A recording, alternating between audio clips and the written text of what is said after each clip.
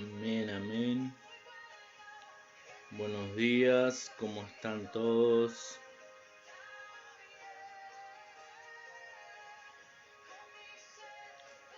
Buenos días. Continuamos con nuestro devocional. Hoy es miércoles 1 de marzo 2023. Miércoles 1 de marzo 2023. Y continuamos con nuestros devocionales de Salmos. Hoy estaremos meditando un poco en el Salmo 76. Y dice así el título del Salmo 76: al Dios de la victoria y del juicio, al músico principal sobre Nejinot, salmo de Asaf, cántico. ¿Verdad? Hemos dicho los últimos salmos que hemos estado meditando han sido salmos de Asaf. Asaf era uno de los principales músicos allí en la época de David y Salomón, ¿verdad? Él estuvo ahí sirvió como músico más o menos en esa época, la época de David, y después cuando Salomón tomó el reinado sobre Israel también, Asaf continuó en el ministerio ese de la alabanza, era uno de los músicos principales, y este salmo fue escrito por Asaf, ¿verdad? Y él dice así: Dios es conocido en Judá, en Israel es grande su nombre, en Salem está su tabernáculo y su habitación en Sión. Allí quebró las saetas del arco, el escudo, la espada y las armas de guerra. Glorioso eres tú, poderoso más que los montes de Casa. Los fuertes de corazón fueron despojados, durmieron su sueño. No hizo uso de sus manos ninguno de los varones fuertes. A tu reprensión, oh Dios de Jacob, el carro y el caballo fueron entorpecidos. Tú temible eres tú. ¿Y quién podrá estar en pie delante de ti cuando se encienda tu ira? Desde los cielos hiciste oír juicio, la tierra tuvo temor y quedó suspensa. Cuando te levantaste, oh Dios, para juzgar, para salvar a todos los mansos de la tierra. Entonces lo primero que vemos aquí en el inicio del Salmo 76, el salmista Asaf haciendo una declaración poderosa sobre Dios. Dice: Dios es conocido en Judá. Sabemos que más o menos en la época de Salomón, allí más o menos en esa época fue escrito el Salmos. Israel estaba dividido en dos reinos, ¿verdad? Reino del norte, reino del sur, y uno de los reinos era conocido como el reino de Judá y el otro como el reino de Israel.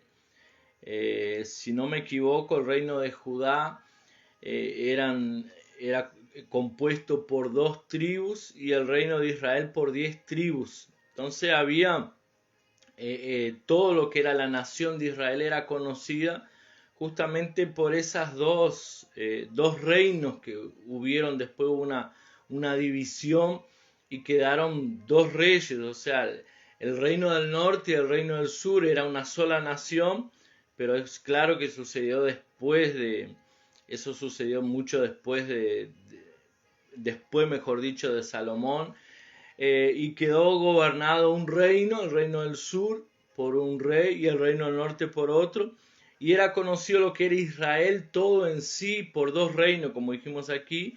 Y aquí entonces el salmista Asaf, antes de que eso sucediera, ella estaba declarando: Dios es conocido en Judá, en Israel es grande su nombre.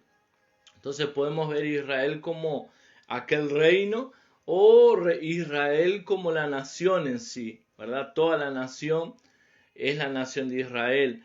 Y él dice: sea conocido en Judá, en Israel es grande su nombre.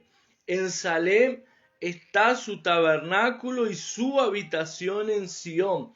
Salem, aquí nosotros vemos que, por ejemplo, cuando Abraham sale a defender a su sobrino Lot.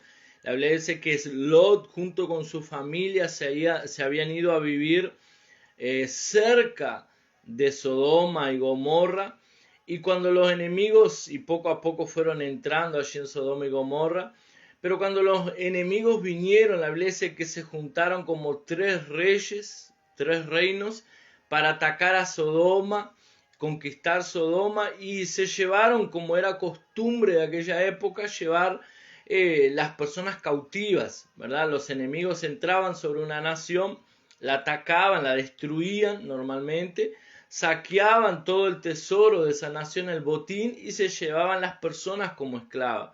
Y en ese caso, en ese ataque que hubo contra Sodoma y Gomorra, los reyes se llevaron cautivo a Lot, el sobrino de Abraham.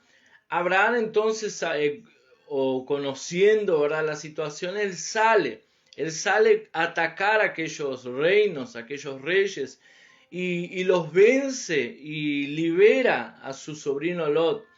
Cuando él libera a su sobrino Lot, la Biblia dice que primero viene el rey de Sodoma al encuentro de Abraham, y para pedirle que le dé solamente las mujeres, que él podía quedarse con el botín, con las riquezas, que le diera a los hombres y las mujeres, mejor dicho, o sea, las personas.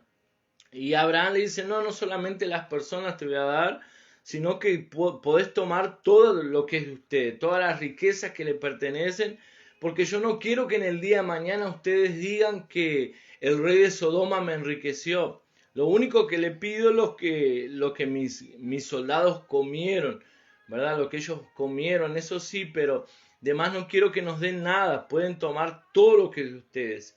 Y ahí la Biblia dice que enseguida también le sale al encuentro a Abraham Melquisedec, rey de Salem. Melquisedec en la Biblia solo aparece en ese momento, y la Biblia no habla más nada al respecto a Melquisedec. Lo único que dice que era el rey de Salem, y que le sale al encuentro y le da pan y vino a Abraham. Y Abraham le da el diezmo de todas las cosas que él tenía, que había conquistado. Y nosotros sabemos que Hebreo después dice que aquel rey de Salem, Melquisedec, era tipo de Jesús. Algunos dicen que era el mismo Jesús apareciendo allí en el Antiguo Testamento, una teofanía, ¿verdad? Porque no se habla nada respecto a Melquisedec. Solamente el único momento que se habla es allí. No se habla genealogía, no se habla pasado, presente, no se habla si tenía hijos, si tenía familia. Solo aparece en aquel momento. Y él era el rey de Salem. Salem era el nombre antiguo para Jerusalén, la ciudad de David. Aquí, ¿verdad? Dice, en Salem está su tabernáculo y su habitación en Sión. Sión era conocida, era el nombre que se le daba para un monte y para la ciudad de Dios, ¿verdad? La Biblia dice que Pablo, usando una metáfora, hablando sobre los montes que habían en Israel, y él hablaba sobre el monte de Sión y el monte Sinaí. En el monte Sinaí, donde se le había dado la ley a Moisés, y que el monte Sinaí apuntaba para justamente la ley, para aquellos que vivían debajo de la ley. Y el monte y el Sinaí, y Sión, perdón, apuntaba para aquella ciudad libre, o sea, para la ciudad de Dios, para el pueblo de Israel. Y él dice, Dios sea conocido en Judá, Dios sea conocido en Israel, porque grande es su nombre. En Salem está su tabernáculo. ¿Por qué? Porque la Biblia dice que cuando David asume el reinado, lo primero que él hace es traer el arca de la presencia para su ciudad, para Jerusalén, que en aquel entonces se llamaba Salem. El tabernáculo estaba allí en Salem, y el arca de la presencia de Dios, que durante todo el reinado de Saúl, prácticamente 40 años, que fue el reinado de Saúl, no hubo presencia de Dios. El arca había sido llevada en la época de Elí por los filisteos, ¿verdad? La época del profeta y el sacerdote Elí, que sus hijos estaban totalmente desviados y habían tomado el arca y la habían llevado para la batalla como un amuleto. Y la Biblia dice que el arca fue tomada por los filisteos. Cuando los filisteos llevan el arca, la colocan en el templo de Dagón, que era el principal dios que ellos tenían, la Biblia dice que el primer día Dagón aparece postrado delante del arca. Después Dagón, el monumento, ¿verdad? Esa estatua de Dagón que ellos tenían, aparece caída y con la cabeza cortada. Y los filisteos después también comenzaron a tener plagas. Dios comenzó a mandar plagas, comenzó a mandar tumores, comenzó a mandar plagas para todos los filisteos. Y los filisteos entendieron que era por causa de ellos tener el arca de la presencia de Dios. Ellos agarran aquella arca, la colocan en un carro con vacas, ¿verdad? Y envían aquella arca nuevamente para Israel para aplacar la ira del Dios de Israel. Pero cuando aquella arca llega allí a Israel, ella queda en la casa, no me acuerdo exactamente si era en la casa de Abinadab, pero el arca queda allí durante todo el reinado prácticamente todo el reinado de Saúl. ¿Por qué? Porque Saúl nunca se importó con la presencia de Dios. Saúl al inicio, él sirvió a Dios, pero después después hizo su propia voluntad, ¿verdad? Nosotros hemos hablado en otras ocasiones que Saúl apunta para las obras hechas con nuestra fuerza, nuestro esfuerzo propio. Y Saúl entonces, en el reinado de Saúl, el arca de Dios había quedado archivada, ¿verdad? Fue guardada en la casa allí de Abinadab, me parece que era Abinadab, y quedó durante casi todo el reinado de Saúl allí. Cuando David asume el reinado, lo primero que hace es traer el arca para la ciudad de él. Y la Biblia dice que cuando él mandó buscar el arca y la mandó traer de la manera que los filisteos la enviaron, o sea, con un carro y bueyes.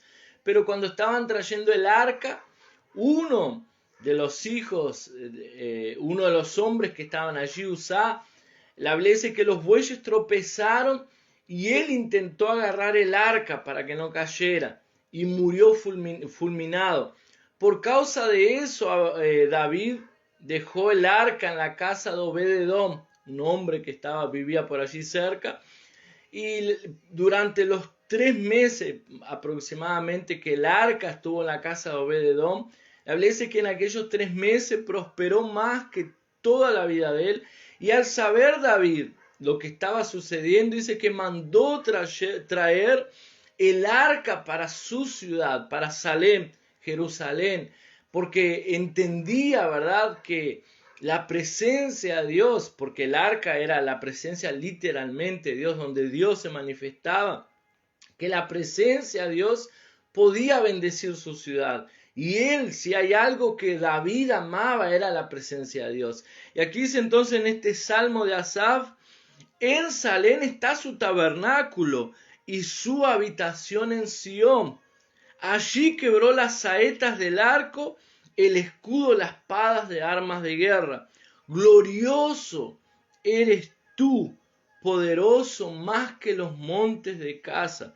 Glorioso eres tú, Señor, y poderoso más que los montes de Casa. Los fuertes de corazón fueron despojados, durmieron su sueño.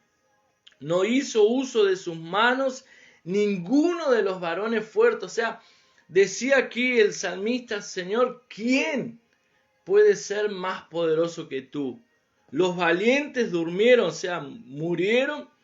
Los fuertes, ninguno pudieron hacer uso de sus manos, porque ¿quién puede asemejarse o quién puede llegar cerca del poder de nuestro Dios, de la gloria de nuestro Dios? Dice, tú eres glorioso, poderoso más que los montes de Casa. A tu reprensión, oh Dios de Jacob, el carro y el caballo fueron entorpecidos. Tú temible eres tú. ¿Y quién podrá estar en pie delante de ti cuando enciendas tu ira? Desde los cielos hiciste oír juicio. La tierra tuvo temor y quedó suspensa cuando te levantaste, oh Dios, para juzgar, para salvar a todos los mansos de la tierra. Versículo 10 dice, ciertamente la ira del hombre te alabará. Tú reprimirás el resto de las iras. Prometed y pagad a Jehová vuestro Dios. Todos los que están alrededor de él traigan ofrendas al temible. Cortará él el espíritu de los príncipes. Temible es a los reyes de la tierra. Entonces el salmista aquí decía, ¿quién se compara al poder de Dios? ¿Quién llega cerca? Los hombres los ven y temen. Los hombres los ven y tienen que rendirse delante del poder de nuestro Dios. ¿Quién como nuestro Dios? ¿Quién? Si Dios es con nosotros, ¿quién será contra nosotros? ¿Quién puede levantarse contra el poder de Dios? ¿Quién puede levantarse contra nuestro Dios? ¿Verdad? Cuando las personas se levantan contra nosotros, en verdad se están levantando contra nuestro Dios. Cuando nosotros intentamos defender nuestras causas, ¿verdad? Muchas veces nosotros intentamos defender nuestras causas, aquellos que se levantan y nos injurian o hablan mal de nosotros, o muchas veces intentan difamarnos o intentan ensuciar nuestro nombre. Nosotros sabemos que tenemos un Dios que es poderoso, ¿verdad? Cuando el enemigo se levanta contra nuestras vidas, ¿verdad? Muchas veces trayendo enfermedades, trayendo problemas, tenemos un Dios que es poderoso, mucho más poderoso que cualquier enemigo que pueda levantarse contra nosotros, ¿verdad? Contra cualquier ataque del maligno, nuestro Dios es poderoso, es glorioso. ¿Quién podrá contra la ira? Decía aquí el salmista, la ira de nuestro Dios. Aún el hombre más fuerte tiene que rendirse.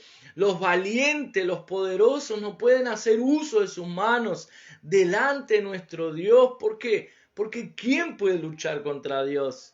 ¿Quién podrá intentar levantarse contra Dios? ¿Verdad? El Dios que nosotros servimos, el Dios que nos guarda, el Dios que está a nuestro lado, el Dios que prometió que estaría con nosotros todos los días hasta el fin del mundo. Él está con nosotros, Él nos guarda, Él pelea nuestra batalla, no estamos solos, Él está con nosotros. Dice, ciertamente la ira del hombre te alabará, tú reprimirás el resto de las iras. Prometed y pagad a Jehová vuestro Dios. Todos los que están alrededor de él traigan ofrendas al temible. O sea, el salmista aquí decía, nuestro Dios es poderoso. Por eso cuando nosotros prometemos, debemos cumplir. Debemos reconocer que nuestro Dios es soberano, que nuestro Dios es todopoderoso. Y él decía, cortará él el espíritu de los príncipes, temible es a los reyes de la tierra. Como decía aquí al inicio, ¿verdad? El título de este salmo, el Dios de la victoria y del juicio. O sea, nuestro Dios es poderoso. Nuestro Dios pelea nuestras batallas. Nuestro Dios es temible. Porque todo aquel que se levanta contra Dios tiene que reconocer que nuestro Dios es poderoso. Y ese Dios está con nosotros peleando nuestras batallas. Ese Dios está a nuestro lado, lado a lado cada día. ¿Verdad? Ese Dios que nosotros servimos, que decía glorioso es Dios, poderoso es Dios, maravilloso nuestro Dios, soberano, Él es grandioso. ¿Verdad? Así como en el Antiguo Testamento los pueblos oían las grandes maravillas que el Dios de los hebreos había hecho, ¿verdad? Ese mismo Dios hoy también está de nuestro lado, es nuestro Dios, ¿verdad? Ese mismo Dios es el Dios que nosotros servimos, un Dios maravilloso, un Dios soberano, un Dios glorioso, un Dios que es el mismo. La Biblia dice que Él es el mismo ayer, hoy, por los siglos. Él no ha cambiado, ¿verdad? Él no cambia, Él es el mismo. El mismo Dios que estuvo operando milagros en el pasado es el mismo Dios que opera hoy en estos días. El mismo Jesús que estuvo sanando todos los enfermos que eran traídos delante de Él es el mismo Dios que opera sanidad en estos días, porque Él no ha cambiado. Él es el mismo, Él permanece el mismo. Él está con nosotros en estos días y Él desea operar milagros en nuestro medio. Él desea sanar a aquellos que están enfermos. La Biblia dice que Él llevó en la cruz del Calvario todas nuestras enfermedades y que a través de sus heridas, por su llaga, fuimos sanados. Él desea sanarnos. Nuestro Dios es poderoso, es glorioso. También la Biblia dice que Él se hizo pobre en la cruz para que hoy nosotros seamos ricos. Porque el ladrón vino para robar, matar y destruir, pero Él vino para que nosotros tengamos vida y vida en abundancia. ¿Verdad? Ese es el Dios que nosotros servimos. Un Dios que dice: yo sé qué pensamientos tengo a vuestro respecto, pensamientos de paz y no de mal, para darle el fin que desean. Ese es el Dios que nosotros servimos, un Dios poderoso, glorioso. Sea conocido, decía allí al inicio, sea conocido en Judá. En Israel es grande su nombre, sea conocido en las naciones, sea conocido en nuestra ciudad, sea conocido en nuestra nación, sea conocido en nuestro barrio, sea conocido en nuestro trabajo, sea conocido en nuestra familia, aquellos que no conocen al Señor, sea conocido en la calle, sea conocido donde vayamos, sea conocido nuestro Dios. Que Dios en estos días venga a usar tu vida poderosamente para hablar de Él. Que en estos días, ¿verdad?, el Señor venga a llenar nuestro corazón de osadía, de intrepidez para hablar de su nombre. Que en estos días nuestra oración sea: Señor, úsame para que seas conocido donde yo voy. En el trabajo, Señor, que yo no vaya solamente para trabajar, que yo no sea simplemente, Señor, un empleado, sino que yo sea alguien, un misionero, que yo sea un enviado de Dios, donde el Señor me ha colocado, que yo sea aquel que declara la gloria del Señor, que habla de su gloria, que las personas puedan ser conocidas, que puedan conocer el Dios que servimos, un Dios que no es un Dios desconocido como eran los dioses de paganos, un Dios, no es un Dios muerto, no es una imagen, es un Dios vivo, un Dios que opera milagros aún en estos días, y un Dios que quiere operar milagro en la vida de todos aquellos que lo reciben en sus corazones. Amén. Que en estos días podamos hacer conocer, ¿verdad?, el nombre de nuestro Dios, que podamos ser instrumento en sus manos. Me gustaría estar orando en este momento por su vida, ¿verdad? Y vamos a orar, vamos a pedirle al Señor que el Señor nos dé osadía, que el Señor nos dé coraje, que el Señor nos dé valentía, que el Señor nos dé gracia, que el Señor nos dé intrepidez para que en estos días podamos anunciar sus obras, que podamos hablar su nombre, que es glorioso, como decía aquí, que es grande, es poderoso. Amén. Padre, en el nombre de Jesús, en esta mañana te doy gracias por este salmo, Señor. Gracias por tu palabra, la cual es poderosa, la cual nos habla, Señor, al respecto de ti, de quién eres, Señor, de que realmente tú eres un Dios soberano, un Dios poderoso. ¿Quién es como tú, Señor? ¿Quién puede hacer las obras como las que haces tú? ¿Quién, Señor, se asemeja a ti? ¿Quién puede llegar delante de ti, cerca de ti, Señor? ¿Quién se compara a tu poder? Como decía este salmo que acabamos de meditar, los poderosos, los valientes, los hombres fuertes no pueden mover una mano contra ti, Señor, porque no hay hombre, Señor, que sea, por más poderoso que sea, que llegue cerca de tu poder. Nuestro Dios es soberano, nuestro Dios es poderoso, es todopoderoso. Nuestro Dios es aquel que tiene todo poder en sus manos. Señor, nuestro Dios es un Dios glorioso, maravilloso, poderoso.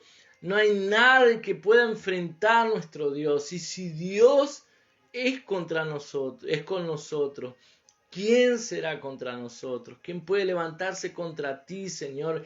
¿Quién puede levantarse contra nosotros, Señor, pensando que se está levantando solamente contra nosotros cuando en verdad se levanta contra ti también, Señor? ¿Quién puede enfrentarte a ti? Tú eres poderoso, Señor. Por eso en esta mañana oro, Señor, para que tú nos des a cada día, Señor, unción, autoridad, intrepidez, osadía, Señor, para hablar de este Dios que es poderoso, para hablar de tu nombre, para que las naciones puedan conocerte, para que las personas puedan conocerte. Señor, que nuestra boca no se quede callada, sino que hable, que testifique, Señor, que hable de tus obras que son grandes y maravillosas, Señor, que podamos hacer conocer tu nombre, Señor, donde estemos, en nuestro trabajo, en nuestro barrio, en nuestra familia, donde quiera que vayamos, Señor, que las personas puedan oír al respecto de este Dios tan grande, Señor, este Dios tan bueno, tan misericordioso, tan maravilloso, que es el Dios que servimos, Señor. Padre, en el nombre de Jesús quiero colocar en esta mañana la vida de mis hermanos, nuestras vidas delante de ti, Señor. Que seas tú guiándonos, que seas tú direccionándonos, guardándonos, librándonos de todo mal. Yo quiero bendecir la vida de mis hermanos en este día y declarar un día de victoria, un día bendecido, Señor, donde experimentarán tu gracia y tu favor, donde verán tu mano moviéndose a su favor, donde verán tus milagros suceder, milagros de sanidad, milagros de provisión, milagros, Señor, en todas las áreas, Señor, de su vida donde hay una necesidad. Padre, en el nombre de Jesús yo lo declaro en este día y te doy gracias desde ya. Gracias por tu amor, gracias por tu palabra, gracias por tus principios y tus verdades. En el nombre de Jesús, amén y amén.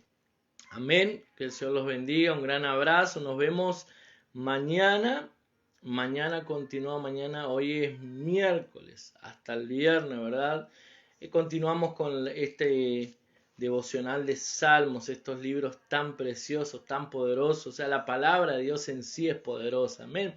Bendición, un gran abrazo para todos, chao, un abrazo Claudia, Ángel, Julio, ¿cómo estás? ¿Todo bien? Un abrazo grande, Cris, chao, chao.